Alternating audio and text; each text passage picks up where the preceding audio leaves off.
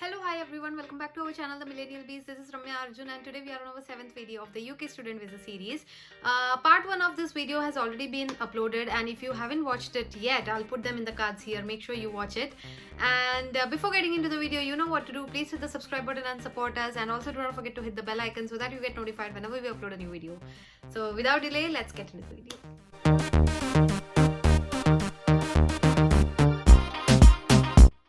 Alright, so in the first video, in the first part of the video, we spoke about, we were mainly focusing on the first page of the resume, right? So now in this video, we'll come to the second page. Now the count of these pages, it differs from, the level of experience you have. Now, as I said, if you are a student or a recent graduate who is about to start their career, in such cases, your ideal length of the resume should be around 1 to 1.5 pages, okay? That's like more than enough. I mean, because you don't want to simply add any information which is actually not relevant to the job you're applying to. So try to make it very precise and try to keep it like in 1 to 1.5 pages. Okay, so that's the ideal look for a student or a recent graduate. Now, if you are someone who is falling under the bracket of 5 to 10 years experience, then ideally your resume can go from 2 to 2.5 pages.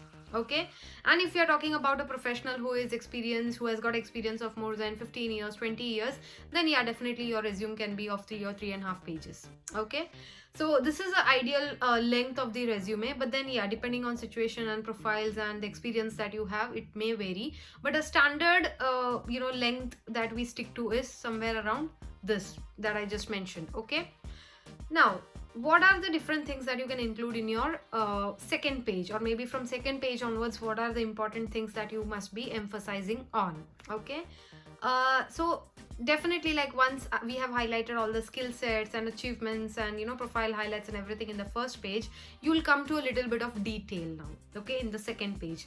Now that usually comprises of your organization history.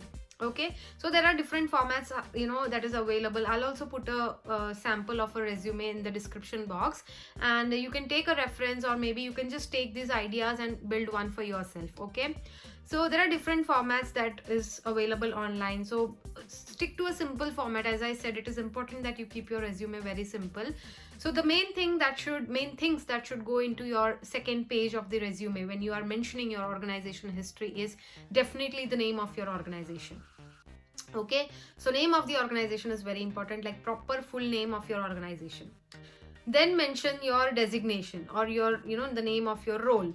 So that is very important, because it will help the recruiter understand what you were doing previously, like what role you have been performing previously. So mention the designation name clearly, and in a bracket, it's optional, you can put part-time or full-time. Like if you were working full-time, you can put full-time or part-time. So this is optional, but it will be good if you can add. That will give additional information to the recruiter. Third, you will mention the dates. You will mention the duration of like since when you started and till when, so the start date and end date. Okay, so do not mention the date, do not mention the DD part of it. Try to mention only the month and year. Now again, for this there are different formats, but you can use any simple format. As I said, you can just put the month and just comma, and then the apostrophe, and then the year. So that is like more than sufficient, but it's up to you. I mean, stick to any simple format that you come across. Okay, so these are three major entities that should go when you are mentioning your organization history. Now after that, you can get into the detail part of it, like coming to your responsibility, roles and responsibilities, like how you have been doing there, what were you doing in that company on this particular role. Again, try sticking to a bullet format. Try to list it down. That makes the job easy for the reader. They can easily go through the profile. It makes it look clean. Now if you are like presently employed with that employer, then try to write everything in the present tense, because you're already working there, right? So I am doing this, I am doing that, I am working on this, I am leading this project, I'm generating this report, or maybe I generate the reports. So stick to the present tense of it, because the employer, you're still working with that employer. Now if it was your past employer, if it was your previous employer, try to put everything in a past tense, that I did this, I did that.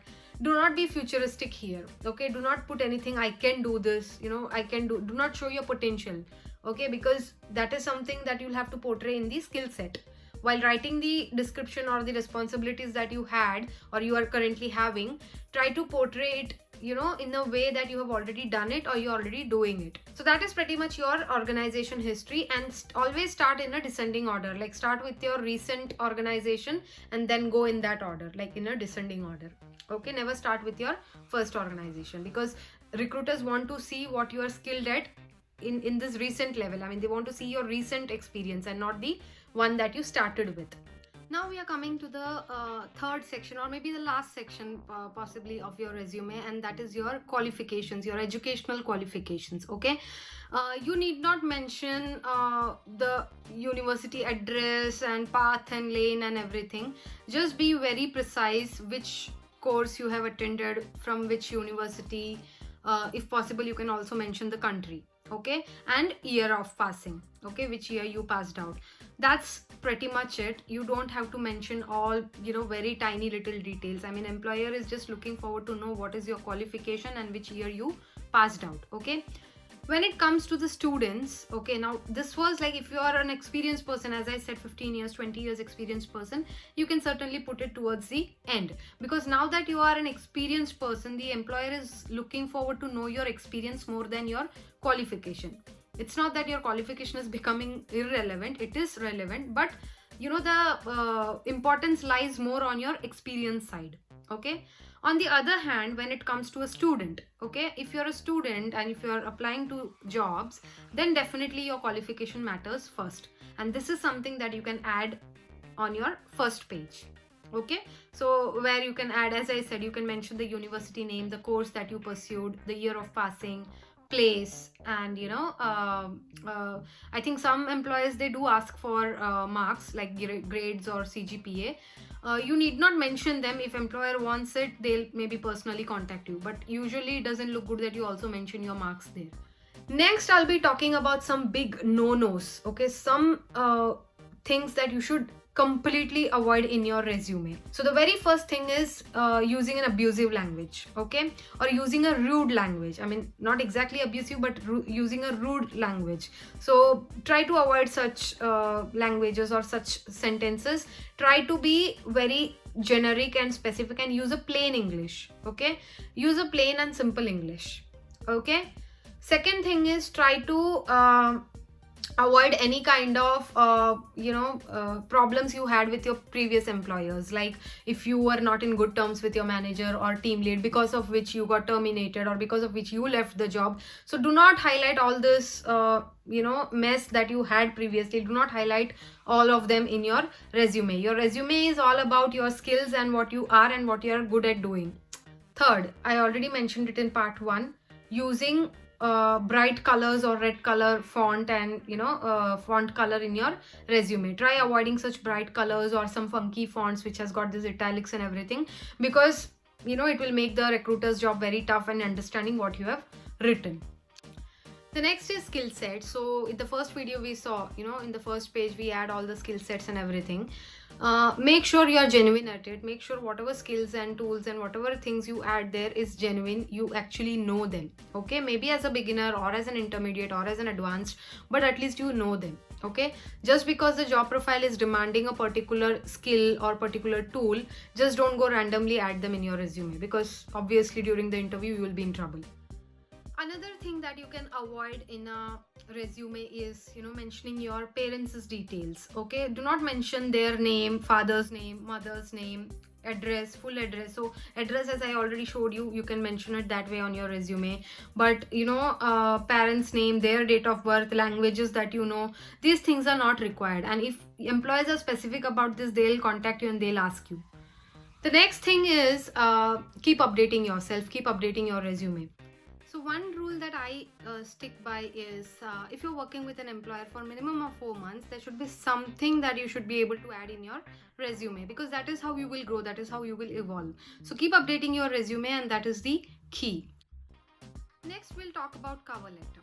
Okay, so initially I did not have planned to cover this topic, but then I thought, it is closely related, so why not discuss this topic as well. So the importance of cover letters, many of them, they ignore the importance of this cover letter. They do not fill out. I mean, including me, I often feel very lazy to type again, create a new document, or maybe write, because most of the job boards and employers, they have a different section where you can actually type, and you can actually key in the details, the cover letter thing.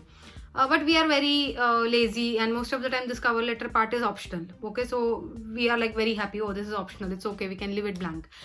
Do not do that. Cover letter is very important. Now, cover letter is nothing but it is similar to what you have given in your profile synopsis, but then when you're writing your cover letter, you can elaborate a little bit. Okay, so make sure you fill in your cover letter, highlight your skills, but mention what you're good at, your skill sets, your overall experience, what all are the tools that you're good at, and things like that. So make sure you never miss the cover letter, even if it is optional, because cover letter is really important, and the likelihood of you being selected, at least for the first round of interview, is high. Also, try to avoid the acknowledgement statement. I have seen many people, they give this, I hereby acknowledge that above said details are true to my knowledge. It is not required. It is just a simple resume that you're sharing with them.